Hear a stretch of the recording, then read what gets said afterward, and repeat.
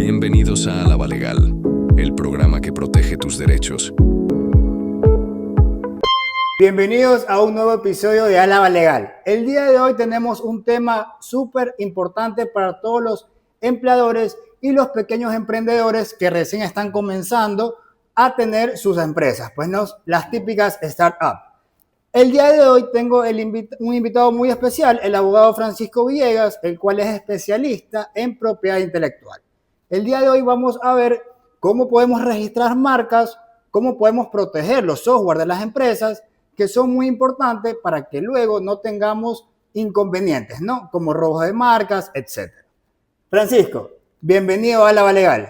Muchas gracias, Tato, por la oportunidad, por el espacio y por darme este espacio para poder expresar qué es lo importante para los emprendedores y para los empresarios. Usualmente los 4 errores más comunes de los empresarios al momento de iniciar un negocio son la falta de registro de marca,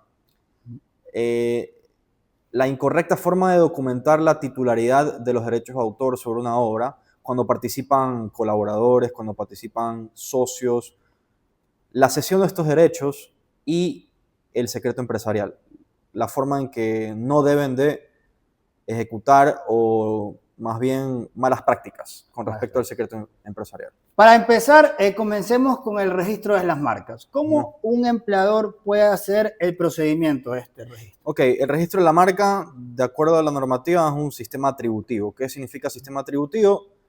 Es que la marca es tuya recién cuando la registras. Okay. Hay un examen de legalidad, de fondo, de forma, un periodo de oposición. O sea, yo la puedo tener en mi factura, mi loguito bonito, pero no quiere decir que esa marca es mía. No, eso es un nombre comercial que si lo usas por 6 meses en el mercado de forma continua, de buena fe y pública, ya podrías tener un derecho exclusivo sobre ese nombre comercial, pero igual es recomendable, es sumamente recomendable hacer el registro optativo o digamos el opcional para que tú lo declares en el SENADI, que es la Oficina de Propiedad Intelectual Nacional, la que te concede los derechos intelectuales sobre un activo intangible, y finalmente puedas hacer valer tus derechos, porque si es que tú no tienes tu nombre comercial declarado o la titularidad declarada, tú en un proceso para poder oponerte vas a tener que primero evidenciar que lo has usado de buena fe por 6 meses,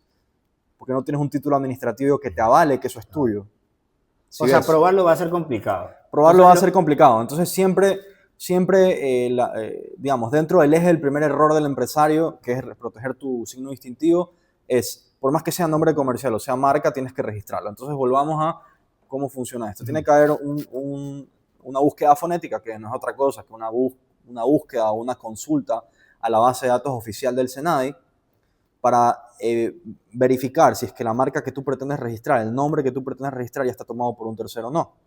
Una vez que haces ese análisis preventivo, tomas estrategias, ¿ok? Determinadas estrategias. Si es que no es factible, puedes utilizar estrategias como un rebranding, como limitar el alcance de la marca, o si lo ves factible, avanzas directamente con el registro. Entonces presentas la solicitud. Si es que eres empresario, microempresa, pequeña o mediana empresa, tienes un beneficio que es un descuento del 50% en la tasa de registro. Es decir, en vez de pagar $208 de tasa de registro, pagas 104 previo procedimiento de aprobación. Okay. Te dan un certificado que te hace beneficiario del 50%. Entonces tú pagas los 104, llenas la solicitud y ahí pasa un examen de forma que revisan que tu solicitud esté completa de acuerdo a los requisitos de la normativa aplicable. De ahí, si todo está bien, se publica en la Gaceta de Propiedad Intelectual y se activa el periodo de oposición. Okay. Donde cualquier 30 días termina. Entonces, cuando este periodo corre, cualquier tercero que se sienta vulnerado en sus derechos puede oponerse. Y ahí se pausa el proceso de registro y se abre un procedimiento administrativo de oposición, en donde al solicitante de la marca le notifican la oposición y él tiene un término para contestar.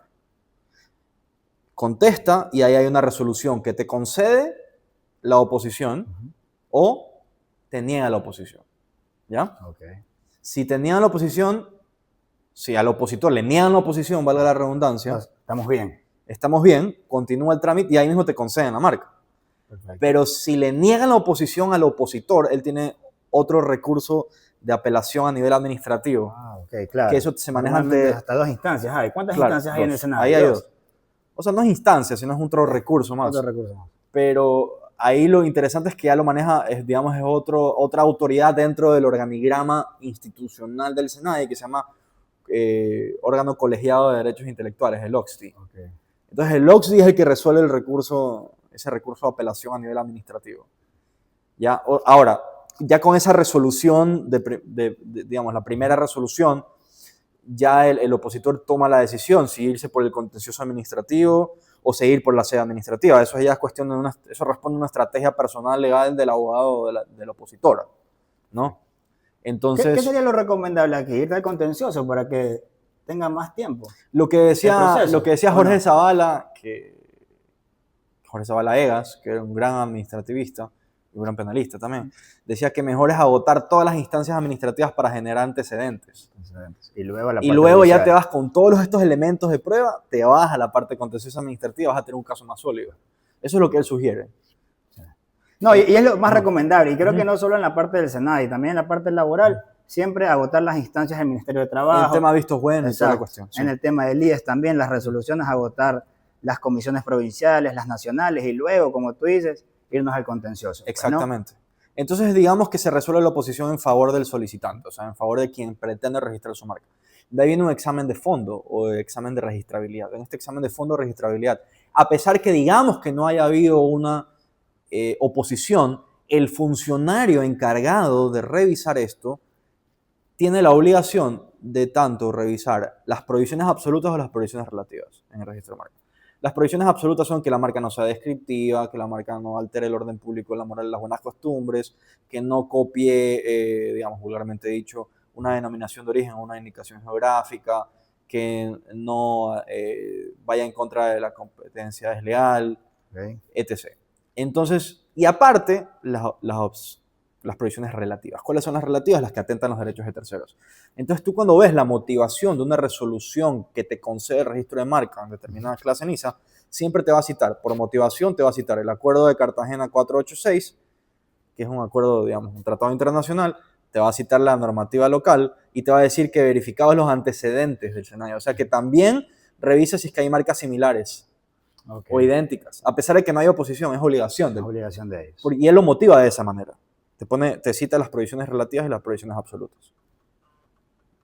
Francisco, digamos, yo el día de hoy te contrato para que me registres la marca de un emprendimiento mío. El trámite en su totalidad, mientras tú haces tus labores y obviamente el trámite administrativo, ¿cuánto se demoraría para que yo como empresario ya tenga mi marca registrada? Claro, entre que haces la búsqueda fonética, preparas la solicitud, hay el examen de forma, pasas el periodo de oposición, sin oposición. Sí, digamos sin oposición. El natural, el orgánico. Perfecto. Ajá. Sí.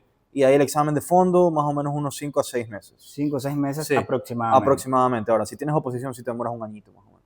Claro, pues me imagino que también ya el trámite administrativo demora, pues, ¿no? Exactamente. Una pregunta muy importante que nos están haciendo es, ¿este registro de marca tiene una vigencia? ¿Hay Correcto. que volverlo a hacer ¿Tiene una o es una sola vía? Tiene una vigencia de 10 años, renovable 6 meses antes de su vencimiento y tienes un periodo de gracia de 6 meses después. ¿Ya? Y si no lo renuevas, pasa al dominio público. Entonces cualquiera podría apropiarse de ese nombre. Por eso es súper importante que antes de los 10 años ya comiences a renovar, a los 6 meses antes.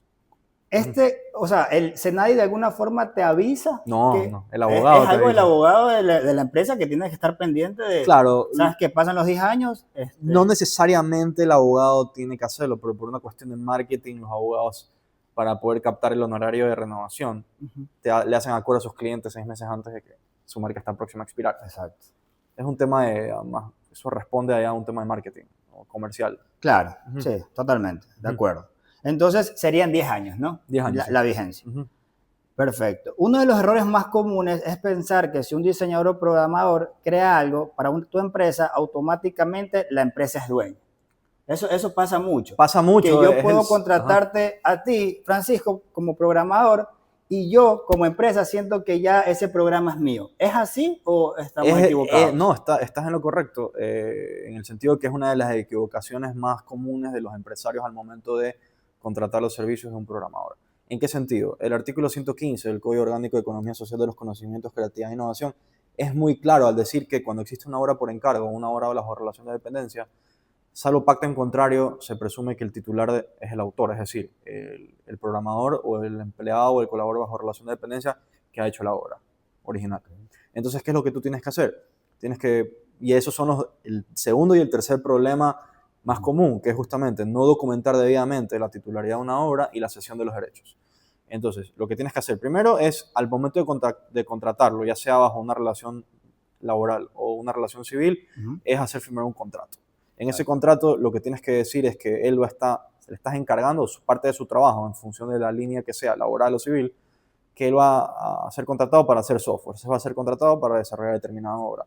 Él va a desarrollar esta determinada obra en tanto tiempo, en función del tipo de contrato. Exacto. Un contrato de encargo, un contrato civil, lo que sea. De ahí, cuál va a ser su remuneración, cuál va a ser el precio por la contraprestación por prestar este servicio, lícito y personal. ¿Cuál va a ser el alcance? O sea, como un cronograma de avance de obra, literal. ¿En qué países los vas a poder explotar? Porque va a ceder los derechos. El autor siempre va a ser autor porque tiene un derecho moral. Acordémonos que los derechos de autor se dividen en moral y patrimonial. El moral es irrenunciable, es inalienable. Entonces no lo puedo ceder. Pero el patrimonial sí. ¿Ok? Entonces yo lo que cedo en este contrato de encargo es el derecho patrimonial. Y las formas de explotarlo, o sea, tiene que ser en todo tipo de plataforma, lo puedo utilizar por todo el tiempo que dure la vigencia de protección de acuerdo a la ley. Acordémonos que nuestra normativa dice que son 70 años después de la muerte del autor y durante toda su vida. Si es una persona jurídica la que es desde que se divulga, 70 años. 70 años. Y ahí en qué países, en qué jurisdicciones vas a explotarlo. Entonces tienes que poner todas las jurisdicciones, le tienes que hacer un reconocimiento de firma, luego tienes que notificar eso al SENADI. Y después de eso tienes que hacer el depósito de la obra. Perfecto. Por eso es que esos son el segundo y el tercer error más comunes. Son la incorrecta documentación, es decir, a lo que me refiero a documentación es instrumentación, es hacer un contrato y la cesión es que no es consecuencia de la primera. O sea, no firmaste el contrato con buenos términos y condiciones, no notificaste al SENADI, no depositaste la obra. O sea, entonces cuando voy a hacer lo que hablábamos, una obra o un software, tengo que en el contrato sí o sí poner cláusula de confidencialidad. De confidencialidad para efectos de... Aunque ya por el código de trabajo tienes cierta reserva, ¿no? Por tu trabajo. Inclusive puede llegar a la esfera penal si es que muestras dolo. Porque no revelar un secreto profesional es un delito. Es un tipo penal. Pero bueno, eso es un tema que posteriormente lo trataremos, pero lo que me refiero es que ya en el Código de Trabajo te dice cuáles son las obligaciones del trabajador y una de esas es justamente guardar confidencialidad sobre lo que ocurre dentro de su lugar de trabajo. En el ámbito, digamos, ahorita hay muchas startups que hacen aplicaciones. ¿Cómo yo puedo evitar que venga un tercero y me copie mi aplicación? Ya, ¿Esto también lo registramos por el SENADI? Es súper interesante la pregunta que me haces, porque depende, como todo abogado te dice, depende. Depende. Entonces depende, ¿qué depende? A ver, si es que tú creas directamente el software y es lo suficientemente original, Tato Álava directamente lo deposita y ya se acabó el procedimiento. Ahora, el código fuente y el código objeto del software, el lenguaje en que fue expresado, se protege desde la creación, de acuerdo a la normativa. Pero si se protege desde la creación, nadie sabe que tú lo has creado. Entonces tienes que divulgarlo de alguna manera por principio de publicidad, ¿verdad? Entonces, por principio de publicidad, yo deposito ese código fuente en un disco en el SENADI para que todo el mundo sepa de que eso es mío. A pesar de que la ley me protege desde el principio. Ya, pero si es que yo contrato a otra persona para que me haga el software, ya cambia la ecuación, porque yo tengo que hacer, antes de que decirle siquiera cómo va a ser el software, yo le digo, mira, ok, me firmas este contrato. En este contrato tú me vas a hacer los derechos patrimoniales sobre aquella obra original. Todos los derechos patrimoniales que establece el código por el plazo máximo y en todas las jurisdicciones. ¿No? Estoy resumiendo lo que un contrato de 5 páginas dice. Luego le haces reconocimiento de firma, luego ese reconocimiento de firma lo notificas al SENAI, y el SENAI te da una resolución administrativa que toma nota de la inscripción, o mejor dicho, o inscribe esa cesión de derechos patrimoniales sobre esta obra original, y finalmente tú con ese contrato inscrito haces el depósito de la obra y cierras el círculo de protección. Ok. ¿Sabes? Algo que siempre me gusta hablar cuando venimos así con temas un poco diferentes, ¿no? Que muchas veces la ciudadanía no los conoce. Quisiera preguntarte cómo es la cultura del ecuatoriano acá. ¿Normalmente a ti te llaman para prevenir estos problemas o ya es una ayuda más correctiva la que tú haces? Te diría que es un 50-50, porque O sea, hay de los dos lados. hay de los dos lados. Eso se llama como la cultura del derecho preventivo, la cultura preventiva. Exacto. Sigue habiendo la famosa apaga incendios, ¿no? Hay que apagar el incendio, pero cada vez es menos. Me sorprende. Si tú me preguntas esto hace 5 años, te diría, no, es completamente reactivo. Es completamente apagar el incendio. Pero ahora me refiero a los unos 6 meses, un año para acá, es bastante común, es bien común que me llamen para decir, estoy empezando un negocio, quiero que protejas mi propiedad intelectual. Ah, qué bien. Cada vez es más común, sí. Muy bien, entonces. O sea, tienen bien el chip ahorita los emprendedores, entonces. Tienen bien el chip. Saben cómo también proteger su negocio, ¿no? Exacto. Bueno, también de pronto también, porque la gran mayoría de clientes, no la mayoría, el 40%, 30% de mi embudo de ventas viene por redes sociales. Usualmente el cliente que viene es un cliente que ya ha estado siguiéndome durante unos meses. Entonces, como yo siempre publico cosas de derecho preventivo, por ahí ya también puede ser. Ahora, de pronto está muy parcializada mi estadística o mi métrica, porque lo saco desde el punto de origen de donde ellos ya se están instruyendo de una forma u otra. Es muy importante. Y creo que eso es lo que ayuda a las redes sociales, ¿no? Yo sí he visto tu contenido y normalmente tú lo que haces es dar pastillitas a los emprendedores para que vean la importancia de registrar la marca, los secretos empresariales, los software protegidos y los derechos de autor, pues, ¿no? Nos indican aquí que hablemos un poquito de los secretos empresariales. Esto está dentro del universo de la propiedad intelectual, sí, pues, ¿no? Precisamente es parte de la propiedad industrial. Propiedad industrial. Sí. ¿Qué información un empresario puede proteger bajo esta figura? ¿O para qué se la utiliza? El secreto empresarial. El secreto empresarial es cualquier conocimiento técnico que tenga un valor económico potencial o real que le dé una ventaja competitiva a su poseedor. Puede ser aplicado en cualquier industria, comercial, productiva. Un ejemplo, digamos. La receta de la cangreburra de Bob Esponja y Don Cangrejo. Ya está. Más fácil imposible. Don Cangrejo tenía todas las medidas razonables para mantener ese secreto, vale la redundancia, a través de medidas de hecho o de facto que las guardaba en la caja fuerte, en una botella encorchada, lo que sea. Exacto. Pero si se lo traspolas al mundo formal del derecho, es más básicamente depositar ese secreto en el protocolo de un notario y posterior notificación al SENAI. Segundo, firmar contratos de confidencialidad. Tercero, es como un trípode, literal. Y tercero, que... O sea, necesitas esos 3 elementos para que sirva, para que funcione el secreto empresarial. En derecho preventivo, digamos, sí. Y, por ejemplo, capacitación, o sea, decirle a las personas que tengan acceso directo a ese secreto, por si acaso, si tú divulgas indebidamente o sin mi autorización como empleador ese secreto empresarial, primero, te puedo sacar un visto bueno, claro, tiene que haber el reglamento interno, tiene que tener esa causal de visto bueno. 2, te puedo presentar una denuncia y por un debido proceso, si tengo las pruebas de descargo, formulación de cargos y toda la cuestión, de 6 meses a 1 año de pena privativa de la libertad por revelación ilegal de secretos. Daños y perjuicios, si es que es una relación civil. Total. O sea, tienes algunas. Y sin mencionar la parte reputacional, ¿no? Obvio, totalmente. ¿Cuáles serían las consecuencias de no realizar registro de marcas, no cesar los derechos del autor, no proteger los software y no implementar los secretos empresariales? Creo que de forma general sabemos que va a repercutir obviamente a la productividad y a la utilidad de las empresas y vas a tener un competidor que básicamente haga lo mismo que tú con tu nombre. Ese sería el peor caso, pues, ¿no? Sí, mira, te respondo en orden. Me dijiste marcas primero. En Ecuador ya somos famosos en copiar marcas. Lamentablemente. Viveza criolla. Sí. En el año 70, una señora emprendedora puso un establecimiento de comida rápida con el nombre McDonald's. McDonald's, lo he escuchado. Ya. Justo antes de venir estaba revisando la sentencia, porque la quiero replicar en método del caso en las clases.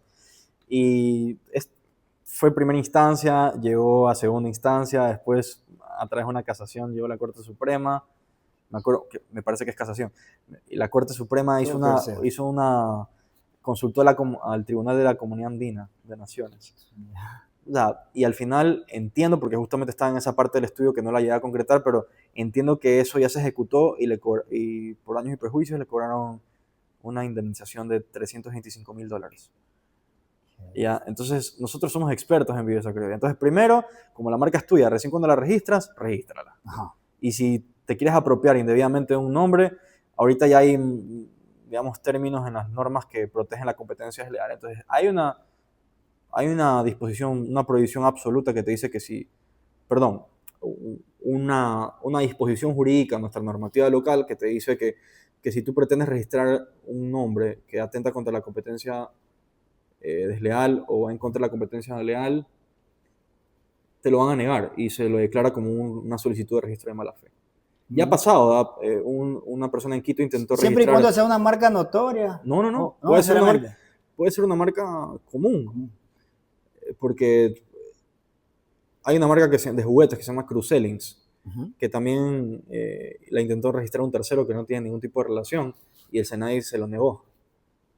Y alegando esa disposición legal que te estoy diciendo, pues registro de mala fe.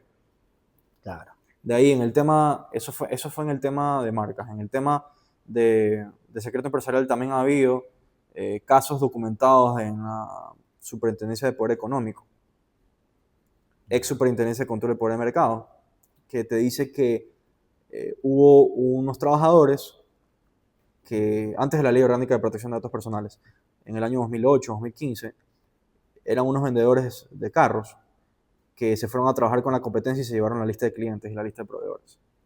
Entonces todo eso eso se resolvió la Superintendencia de Control del Poder de Mercado, antes de la nueva Ley de Competencia Desleal, determinó que no había afectación en el mercado y por tanto que digamos, la entidad administrativa competente para poder resolver ese conflicto era el SENAI, en esa época YEPI.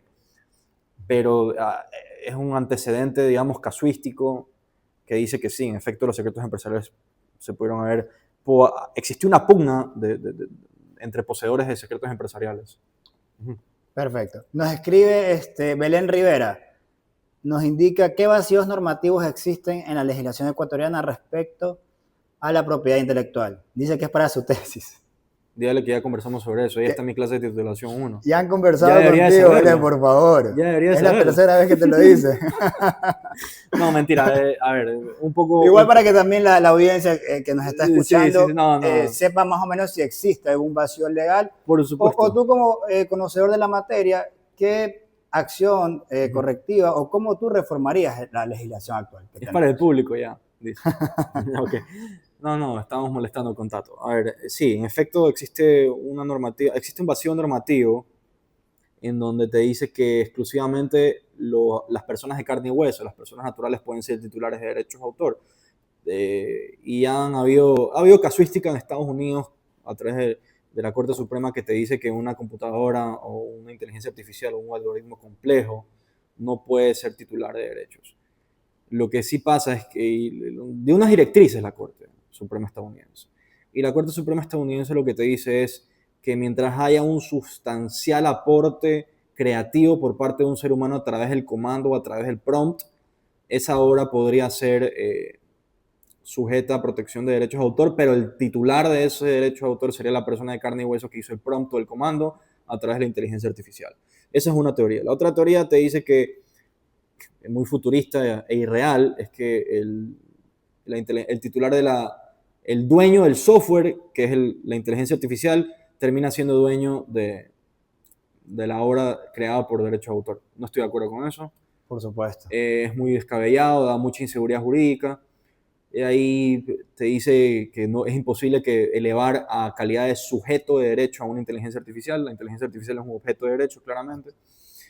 Y claro, ya casi que le estamos dando vida a la IA. Exacto, con el segundo razonamiento que hiciste. Exacto. Entonces, por ese lado, yo más bien me voy a... Y hay gente que defiende que inclusive las obras creadas bajo inteligencia artificial con sustancial aporte humano deberían tener un periodo de protección, una vigencia de protección sumamente inferior a las obras naturales.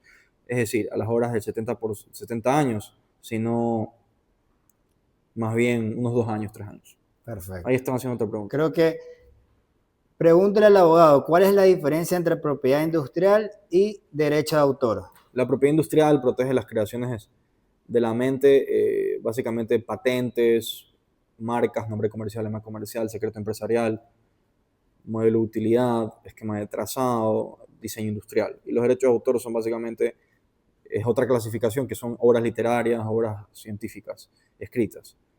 Ok. ¿No? O sea, entonces... Y derechos conexos o vecinos. Perfecto, perfecto. Ah, la mamá está aquí. Entonces el libro que hiciste, tuviste que verlo registrado por derecho de autor. No, porque se protege la creación y lo que te dice la ley es que, o sea, igual hice el registro del ISBN, pero sí lo voy a depositar, pero eso no significa que igual no esté protegido. Okay. Porque lo que te dice la ley es que existe una presunción de quién es el titular o el autor. Es el nombre de la persona que salga habitualmente en la divulgación. O sea, si en redes sociales o en Amazon sale que yo soy el autor habitualmente y yo lo publico habitualmente en redes sociales que yo soy el autor, ya no es la mejor prueba, pero es una muy buena prueba en coexistencia o siendo complementaria con el depósito de la obra. Ya, ok, perfecto. Creo que no tenemos más preguntas. Esto fue un episodio de Álava Legal con el abogado Francisco Villegas. Creo que los empleadores, los empresarios tienen muy claro la importancia de registrar sus marcas y también los derechos que tienen como autor, pues, ¿no? Francisco, muchas gracias por acompañarnos. No sé si quisieras dar unas palabras finales. No, me pueden seguir a mi cuenta @fbplegal en Instagram, en TikTok @fbplegalgie de Guayaquil, en LinkedIn Francisco Villegas y a las órdenes. Perfecto. Esto fue todo con el abogado Francisco Villegas. Si les gustó, compártanlo y difúndanlo.